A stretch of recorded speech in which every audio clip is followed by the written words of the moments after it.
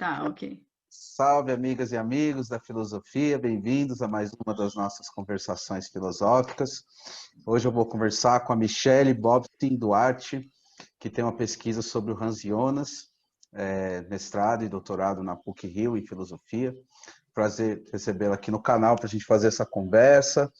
E vou começar perguntando sobre a sua trajetória de pesquisa, como é que foi o tema que você escolheu nesse autor, no mestrado e tal. A gente vai conversando. Obrigado pela presença aqui no canal.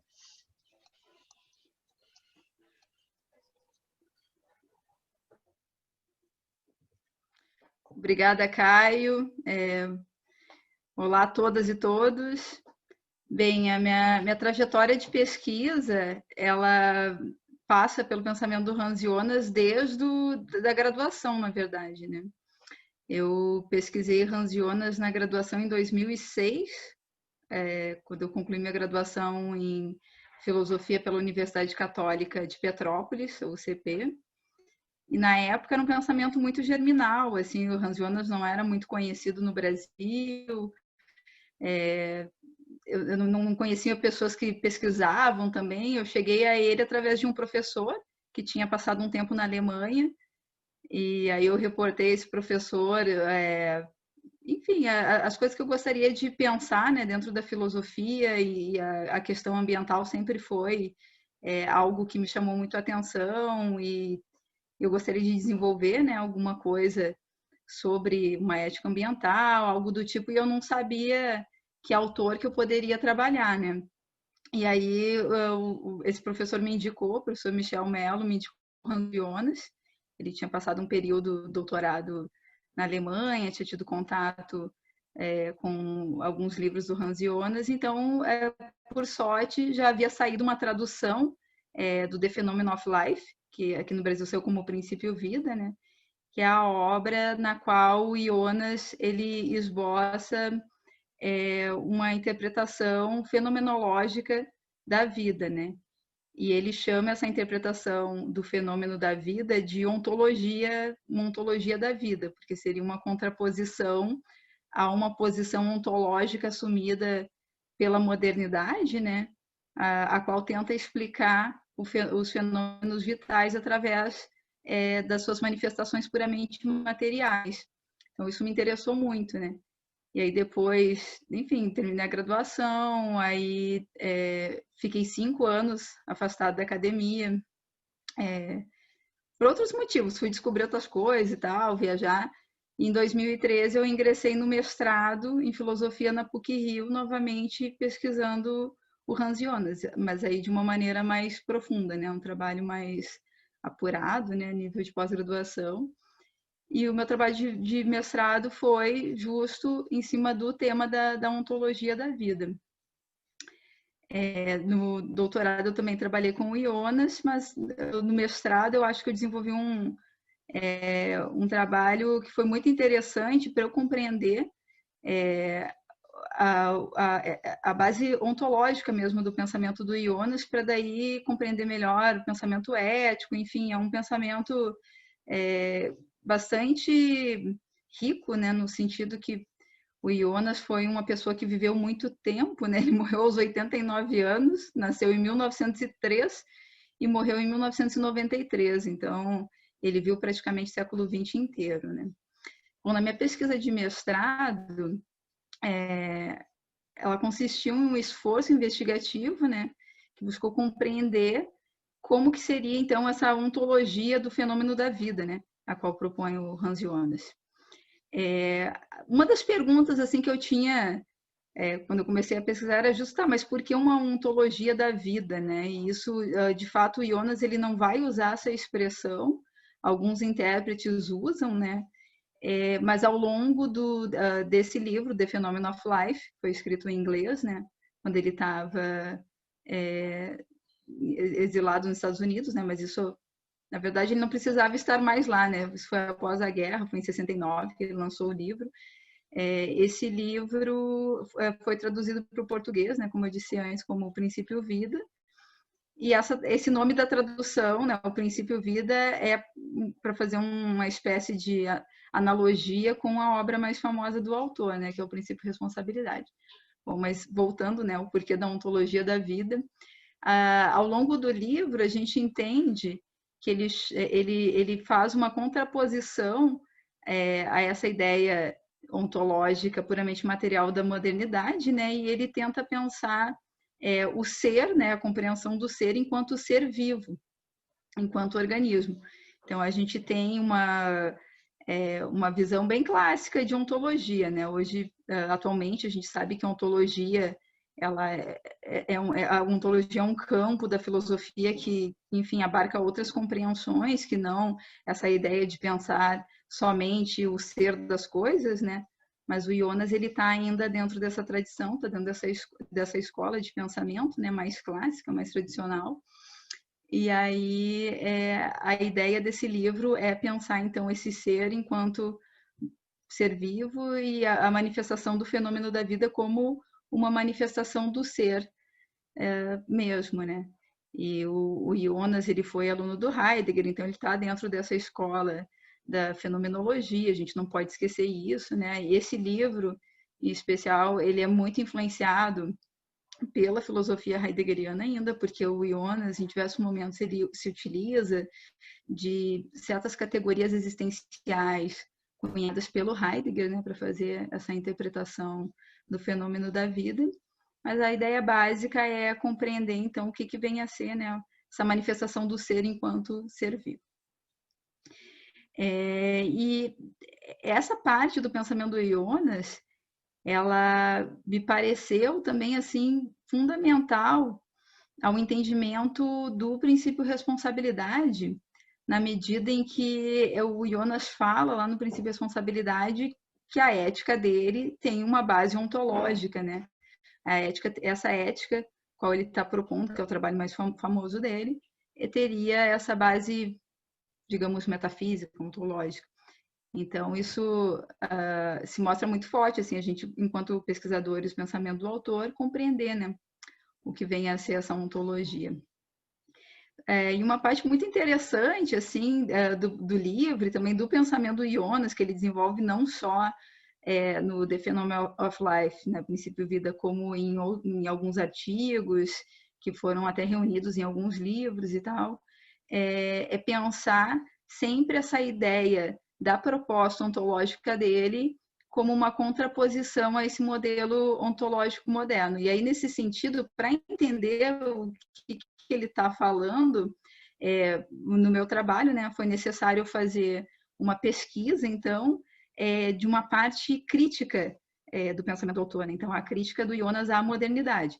É até um lugar comum, né? Todo mundo bateu na modernidade, critica a modernidade e tal, mas essa crítica do Jonas, ela é muito direcionada para a questão da vida, né? Para a compreensão da vida. Ele, segundo, né, o pensamento do Jonas, foi um prejuízo à vida, né? A concepção, primeiramente, dualista, né, da vida, em que você tem ali o ser humano, né, caso do dualismo cartesiano, sendo um lugar onde se juntariam duas esferas ontológicas distintas, né, res extensa e res cogitans, e o restante da natureza, o restante dos seres vivos seriam res extensa, né? Então, aquela interpretação mecânica da natureza. Para o Jonas, isso foi um grande prejuízo. Que, enfim, né, aí veio o materialismo, que também tem determinados prejuízos para a interpretação da vida, de acordo com o autor, mas, mesmo assim, segundo ele, seria ainda algo mais rico do que a interpretação dualista, né? Porque ali, a interpretação puramente material dos fenômenos orgânicos, ela pode trazer, de acordo com Jonas, toda uma série de problemas que necessariamente deverão ser enfrentados a partir da existência corpórea, né? Então, pode até ser que se explique determinados processos em termos puramente materiais, mas, ao que indica o Jonas, isso não é satisfatório. Então, aí a gente teria, no materialismo, o germe da destruição da ideia dualista, assim, de uma ideia que coloca o ser humano como algo especial e como algo diferente do restante da natureza, né? Então, foi bem interessante pesquisar essa parte crítica do pensamento do Jonas, né? E é muito interessante, assim, né? Porque ele traz também essa ideia da crítica dele como uma crítica a uma visão de mundo. Então, ele trabalha com essas ideias de cosmovisão, uma visão de mundo, né?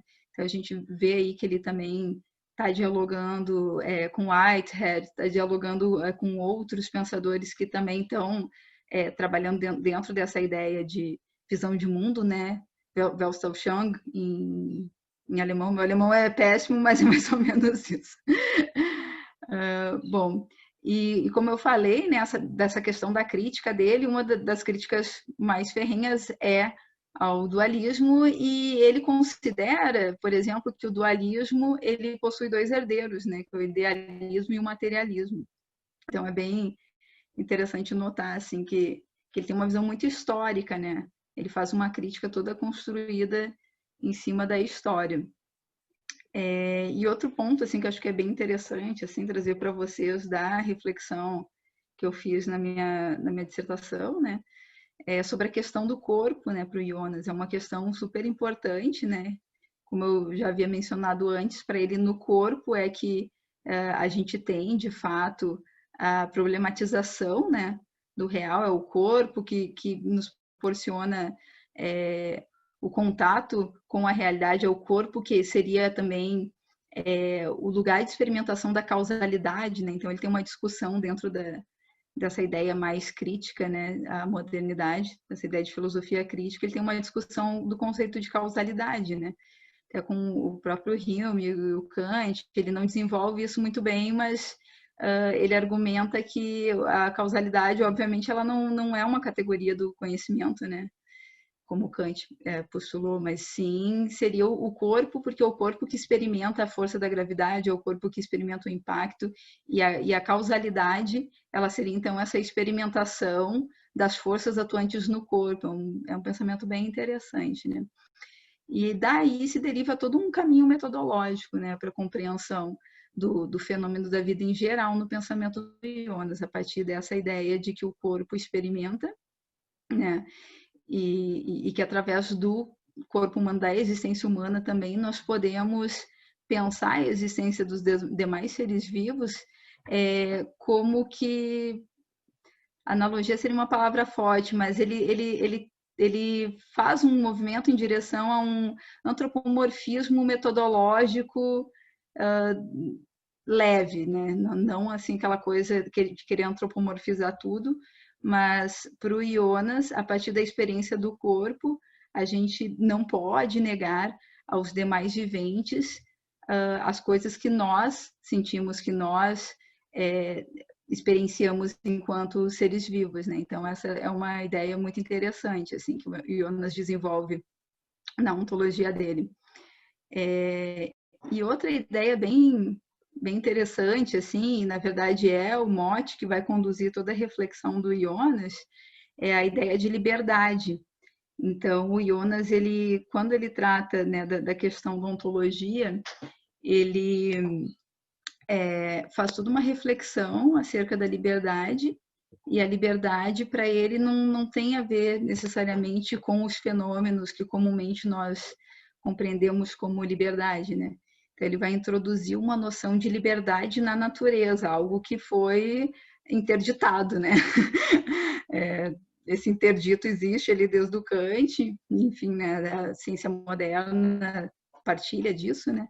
Mas o Jonas, ele faz aí uma nova interpretação do conceito de liberdade, e nesse sentido a liberdade ela vai consistir então na manifestação dos fenômenos de percepção e ação.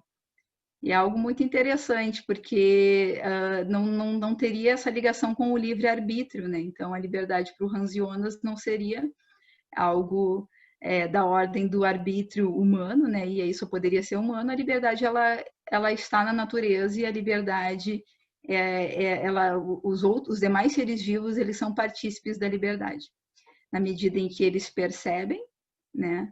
E na medida em que eles agem.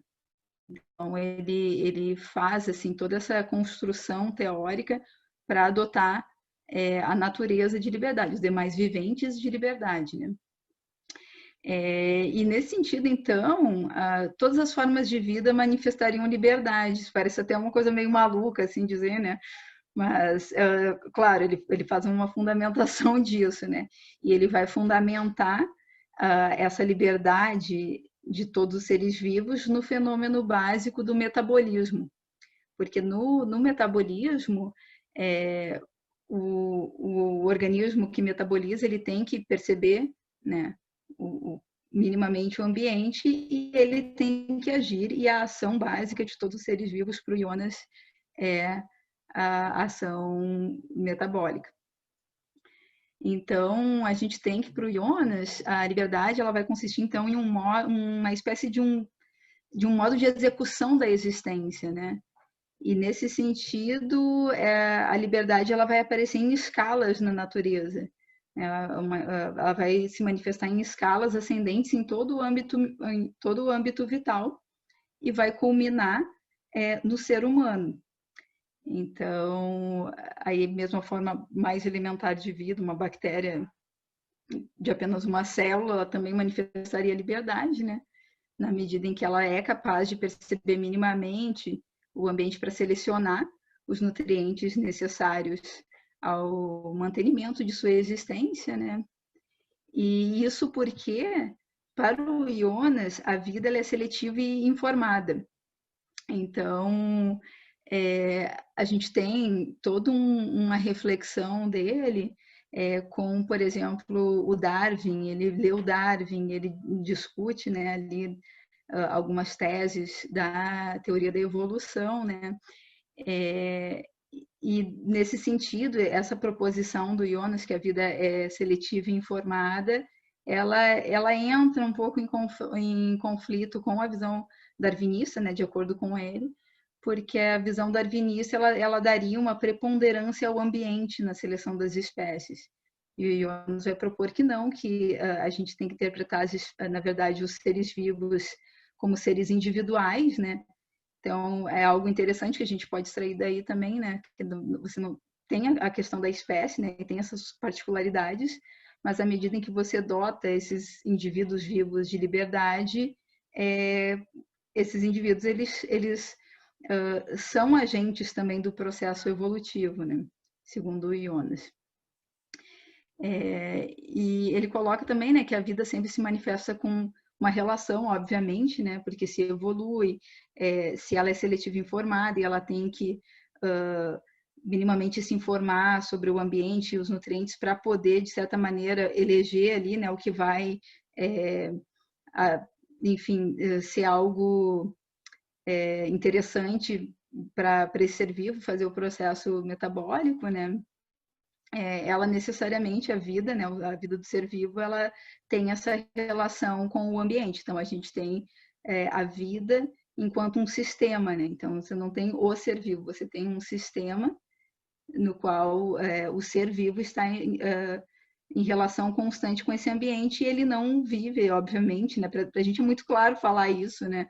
Em 2020, mas né, na época em que o Jonas trouxe essas ideias, isso pareceu até um pouco surpreendente um filósofo trazer esse tipo de pensamento na década de 50 e 60, que esse livro, The Phenomenon of Life, ele, na verdade, é uma coletânea de artigos, né, não é uma obra sistemática, mas todos os artigos, eles dialogam entre si, e alguns foram escritos na década de 50, né, então tem essa discussão do Jonas lá na década de 50, década de 60.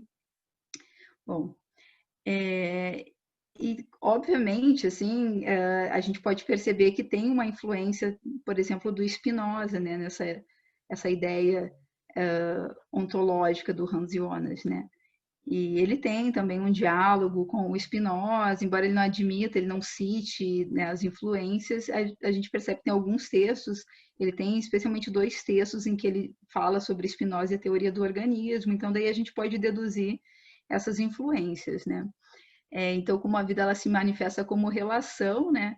A vida, o estar vivo é sempre perceber o mundo, né? Mesmo que através de um afeto obscuro, né? Que há algo exterior a si mesmo, né? Então, sempre tem essa relação. A vida ela é um sistema, é o organismo e o ambiente, porque o ser vivo, ele tem, mesmo que de modo muito mínimo, essa noção de que há algo exterior a ele e que esse algo é necessário para que ele se mantenha vivo, né? Então, esse impulso, né, a ação dos seres vivos seria essa ação básica de se manter na existência, né, que nos lembra muito o conatos do Spinoza, né? Claro, há muitas diferenças entre o pensamento dos dois. O Jonas não, né, não foi um pensador como o Spinoza, enfim, não concebeu a ontologia de uma maneira tão sistemática, né? Mas a gente pode ver que tem esse tipo de influência, né? Então, como eu havia dito anteriormente, as diferenças entre os seres vivos, entre espécies, no pensamento do Jonas nós temos que compreender enquanto diferenças de graus de liberdade. Em última instância, a gente pode dizer que esse grau de liberdade ele é guiado pela objetificação da realidade, pela objetificação do real, pela percepção e pela ação. Então, aí a gente tem um fato muito curioso também, né?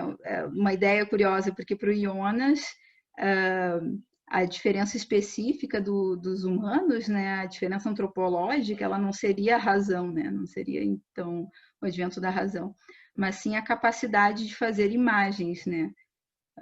O Homo Pictor, né? E Hans Jonas escreve sobre isso no pensamento dele sobre essa questão das imagens.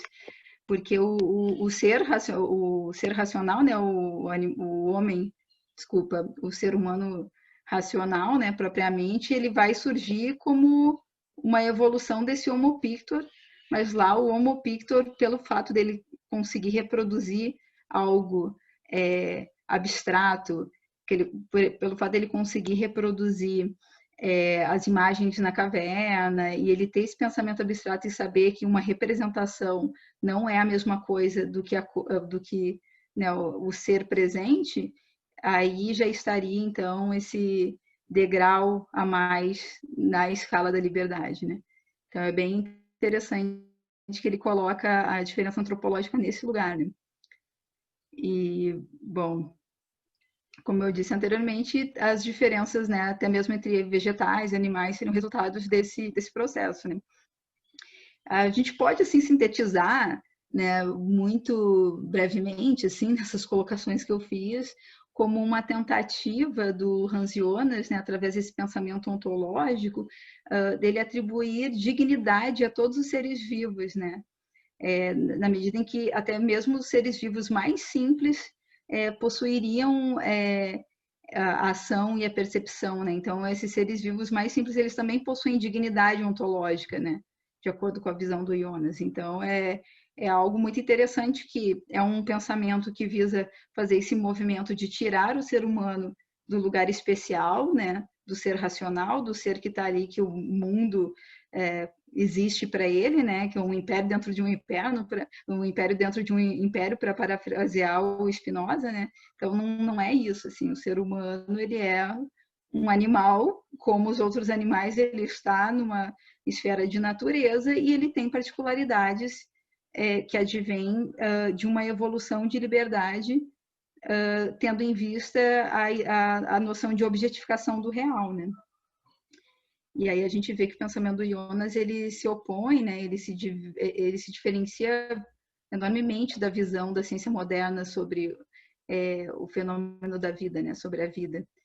Então, a gente pode dizer que a ontologia da vida, basicamente, ela é conduzida por essa evolução da liberdade, né? Então, a argumentação do Hans Jonas é conduzida dentro desse espectro de pensar a evolução da liberdade e a liberdade como característica inerente a todas as manifestações de vida, né? Todas as manifestações do fenômeno da vida.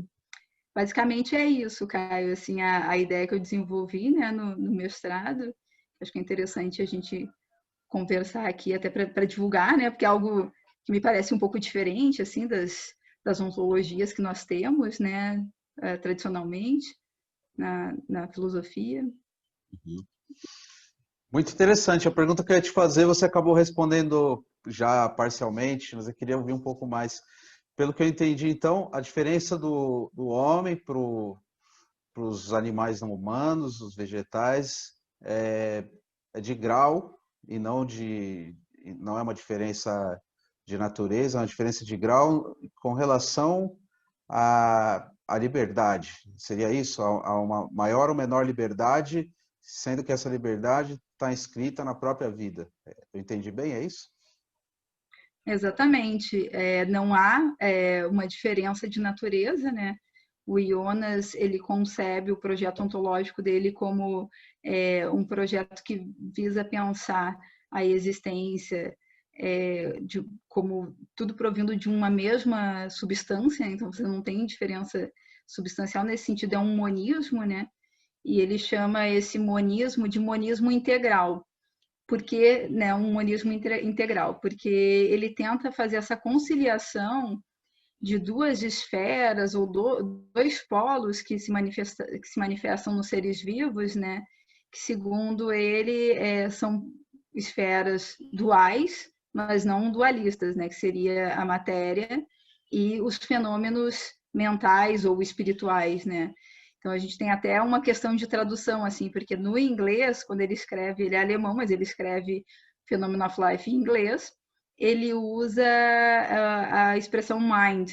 Então ele fala que uma filosofia que pretenda dar conta de pensar a vida, ela não pode excluir nem os fenômenos da matéria, nem os fenômenos mind, né? Nem os fenômenos da mente.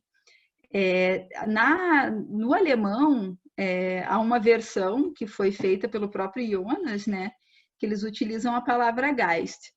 E a gente tem uma discussão assim no nosso grupo de pesquisa da defesa do uso de mind, né, de mente, ou do uso do Geist, né, que está dentro dessa tradição do Hegel, enfim, né, como um movimento do espírito. Então há uma certa divergência. Assim, alguns colegas acham que é espírito, né, nesse sentido hegeliano, e que para nós aqui no Brasil é um tanto quanto difícil compreender, né, muitas vezes, não digo nós da filosofia, mas assim, pessoas de outras áreas, né, ou até mesmo o senso comum não compreende o que vem a ser essa coisa tão específica que é o Geist alemão, né?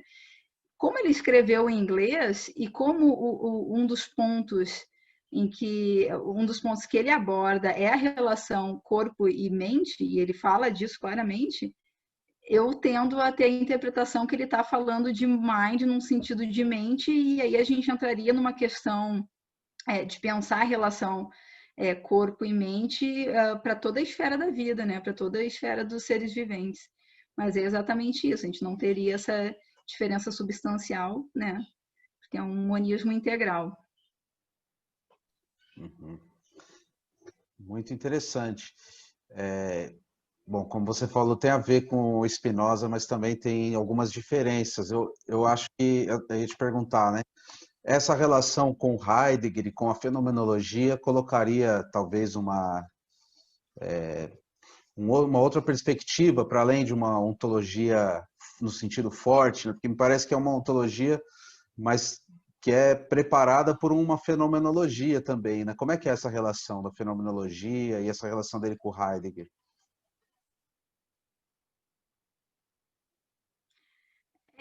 Você colocou muito bem, né? Ele está dentro da tradição da fenomenologia heideggeriana. O Jonas ele foi orientando do Heidegger, né? E do Husserl também, ele estudou com Husserl. E ele está pensando o ser, né? O existente enquanto ser vivo, né? Não é aquela coisa do ser doente do Heidegger, né?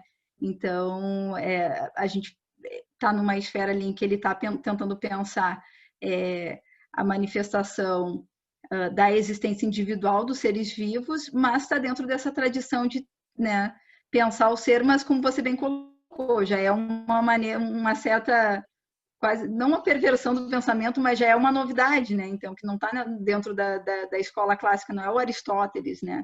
Fazendo ontologia. A gente já está dentro de um movimento que é moderno também, né? Que tenta entender a existência, que tenta entender os seres de acordo com categorias, né?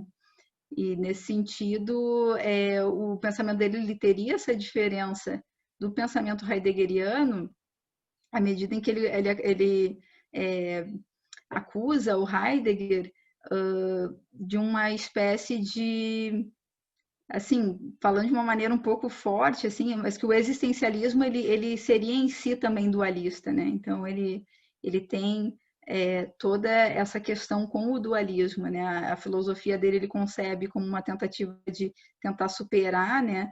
Também essa ideia do ser humano como algo especial, né? Que é uma ideia dualista, né? Se a gente for falar assim a grosso modo.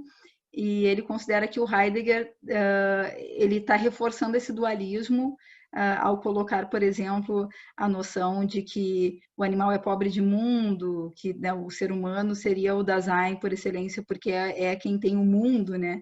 E ele está tentando justamente quebrar essa ideia de que, né, só os seres humanos seriam ricos de mundo. Não, as outras existências, elas, elas também têm mundo, e a gente pode pensar o mundo delas também a partir da nossa própria experiência, né? Eles também têm subjetividade, enfim. Mas há essa diferença, como você bem colocou, né? Não é uma ontologia super clássica, mas ele está dentro da tradição, né?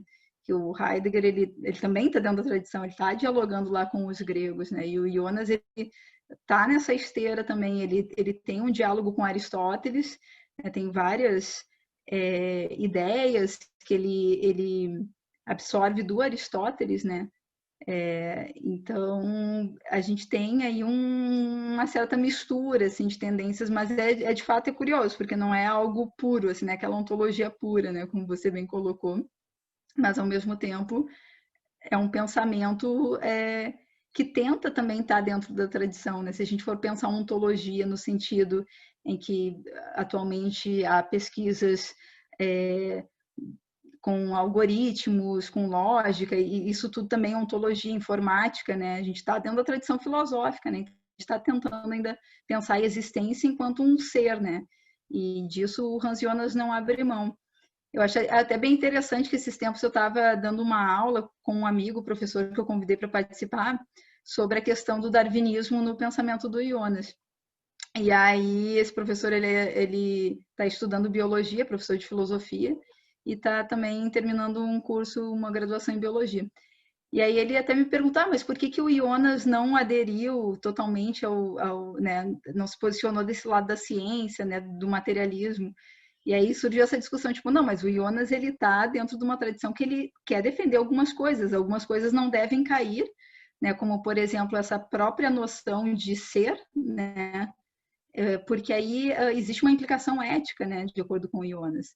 Então, se a gente deixar essas questões morrerem ou de alguma maneira absorver totalmente os conhecimentos que as ciências naturais estão produzindo, né, a gente pode deixar escapar aí algo próprio da filosofia que é justo tentar fazer essa reflexão de algo que nos possibilite uma fundamentação para a ética, né? Então, a reflexão ética do Jonas ela está fundamentada nessa ontologia, né, aí de viés heideggeriano, existencialista, enfim. Mas né, é um movimento muito parecido com o Heidegger nesse sentido, assim, de pensar o ser de outra maneira, né? Não sei se respondeu. Uhum. E bom, eu vou fazer uma última pergunta. Você falou no fim agora sobre a questão ética. Só para uma questão assim, se você quiser falar um pouco também do seu trabalho posterior, uma vez que essa ontologia pensa as diferenças em termos de grau e não de natureza, qual que seria o lugar específico do ser humano, né, nessa, enfim, na natureza, né? Uma vez que é do ser humano que se trata, porque essa é a nossa espécie, né? Mas me parece que colocando dessa forma, a gente tem uma reconfiguração da relação do ser humano com as outras espécies, com os demais seres da natureza, né? E acho que aí chega nas questões éticas também do cuidado, questões da ecologia, né, do ambiente. Só se você quiser falar um pouquinho disso também. Essa questão da diferença, né, dos seres humanos em relação aos demais animais, como eu tinha comentado, é uma questão de liberdade que está ligada ao grau de objetificação da realidade, e esse grau de objetificação ele proporciona uma ação diferenciada, né? Então, o lugar do ser humano na configuração da realidade é o lugar do ser que deve ser responsável, né, para o Jonas. E aí tem toda essa ideia de responsabilidade que ele vai desenvolver no trabalho ético dele, né, no princípio de responsabilidade, e que parte de algo biológico, né, que é a responsabilidade parental. Então, ele vai fazer uma reflexão sobre isso, partindo desse lugar, né, do parental. Então, é uma reflexão afetiva, né, e não tanto lógica e racional, assim, se a gente quiser botar nesses termos, mas aí depois ele vai utilizar um imperativo categórico para tentar dar conta também dessa esfera da razão, e não só afetiva. Mas, voltando assim à questão da relação do ser humano com os demais animais, né, e é também um tema da minha tese de doutorado, a gente pode pensar que o ser humano, a partir do momento em que ele tem um poder de ação que pode aniquilar todo o sistema, né? Que a gente viu que o ser vivo ele não existe sozinho, ele existe como um sistema, né? E esse sistema são os seres vivos e o ambiente, né? O ser e o ambiente, não tem como ser diferente. Então, a partir do momento que a gente tem um ser vivo que é capaz de aniquilar com todo o sistema e aniquilar a si mesmo por suas ações, né?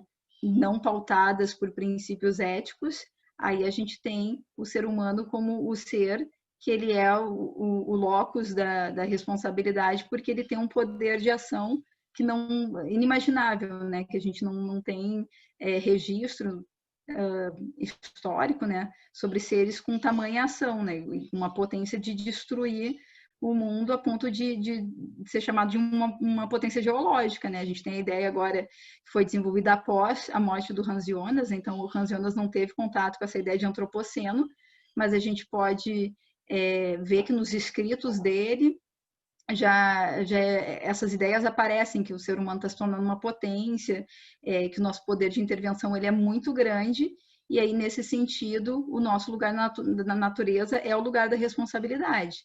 E a gente não pode também querer, por exemplo, conceber uma ética que pressuponha qualquer absurdo, como se existe uma responsabilidade para com os animais e se os animais têm direitos, por exemplo, a gente não tem contrapartida, né? Então, o pensamento não é esse, a gente já está num outro momento de reflexão sobre a ação ética, né? Que é justo pensar que nós somos capazes de aniquilar tudo, né? Então, esse é o lugar, né? O lugar da responsabilidade, o lugar de se pensar uma ação ética que vise a manutenção das condições de existência, que vise a manutenção do ambiente para as gerações futuras, né?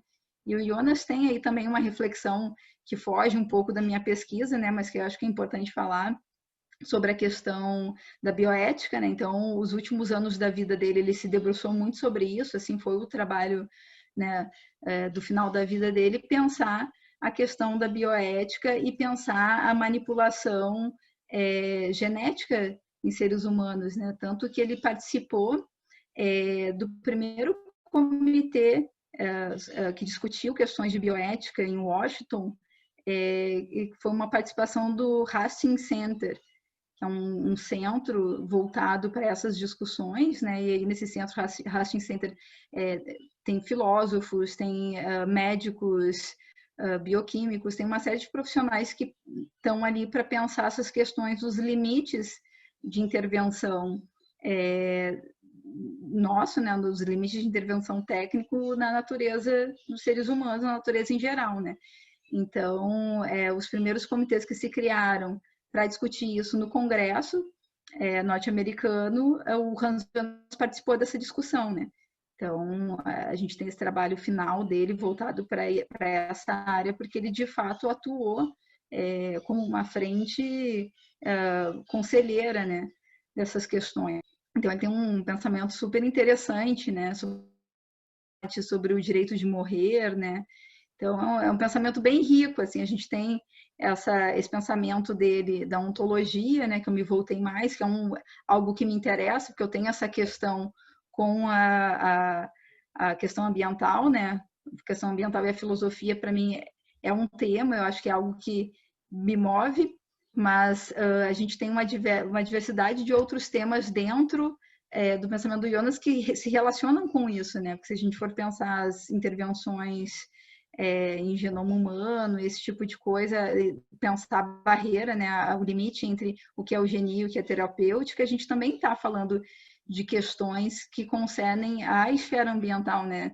Então, qual é o limite disso, assim? Quantos seres humanos nós teremos daqui a um tempo, né? Então, acho que é bem interessante, um pensamento muito profícuo.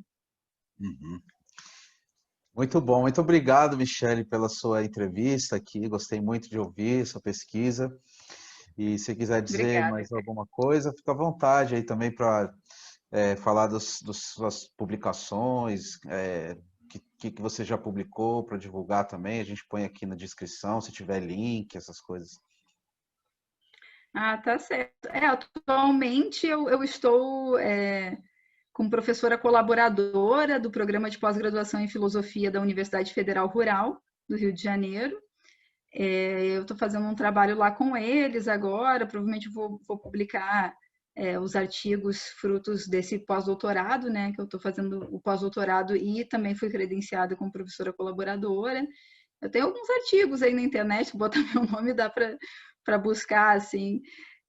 Mas tem muita coisa ainda da minha tese que eu estou reelaborando, estou naquele processo de formatar, né, em formato artigo, assim, colocar no formato artigo que eu defendia no passado. Eu me tornei doutora em 2019, em abril de 2019. E aí, na sequência, eu passei num concurso para ser professora substituta numa universidade federal aqui em Minas Gerais, Vale de Jequitinhonha e Mucuri, em Diamantino, é uma universidade incrível, super estratégica, assim, muito necessária. E aí, depois disso, eu já emendei no pós-doc, professora colaboradora, então essa vida de professora, às vezes, não nos torna tão produtivos de um ponto de vista acadêmico, da escrita, né? Então, espero, às vezes, as férias e tal, mas eu já tenho uns artigos que estão por aí na rede, sobre a ontologia da vida, sobre as questões éticas também. E você também está num grupo de tradução? Sim, na verdade eu faço parte do GT Hans Jonas da ANPOF do CNPq, né? É um grupo de trabalho voltado para pesquisas sobre o pensamento de Hans Jonas no Brasil, e o GT está super profícuo, assim, muito produtivo, no sentido em que foi fundado aqui no Brasil agora o Hans Jonas Centro, né, que seria um análogo do Hans Jonas Center da Alemanha. E também agora se criou a cátedra Hans Jonas na PUC Paraná, né, pelos meus colegas de pesquisa, então algo muito bom para nós, né, da pesquisa em Hans Jonas. E aí eu faço parte desse grupo de tradução, justamente com esses colegas do GT Hans Jonas da ANPOF do CNPq, então a gente está buscando traduzir, fazer uma tradução coletiva de uma obra do Jonas que não tem ainda em português, né? Então, estamos no trabalho. Muito bom, muito legal. Obrigado, Michele. Então, vamos encerrando. Obrigada, Caio. Tomara que saia rapidamente Muito essa obrigada. tradução aí para que haja mais textos do autor, né? Para o pessoal que pesquisa, sempre bom. As traduções são sempre um trabalho importante. Com certeza. E o nome também é muito adequado ao momento, né? É uma obra do alemão, que traduzindo assim, né? Eu não sei como vai ser a tradução final do título, né? Mas assim, traduzindo rapidamente, seria mais perto do perverso fim, né? Então, é uma série de entrevistas do Hans Jonas que falam sobre a questão da destruição que está ocorrendo mesmo a nível ambiental, a aceleração disso, né? Ele deu essas entrevistas no final da vida, então acho que vai ser um livro interessante para reflexão contemporânea, né? Mais perto do perverso fim, mas talvez a gente coloque um título mais suave, mas é algo parecido com isso. Esse título é excelente, bastante atual. Obrigado, então, Michele. Vamos encerrando aqui a conversa. Muito obrigada, Carlos. Foi um prazer. O prazer foi meu. Quem assistiu também, Ótimo. agradeço. O pessoal aí que acompanha as conversações. Deixem os comentários no vídeo também, para a gente saber o que vocês acharam, continuar a conversa. E fiquem ligados nas próximas conversações filosóficas.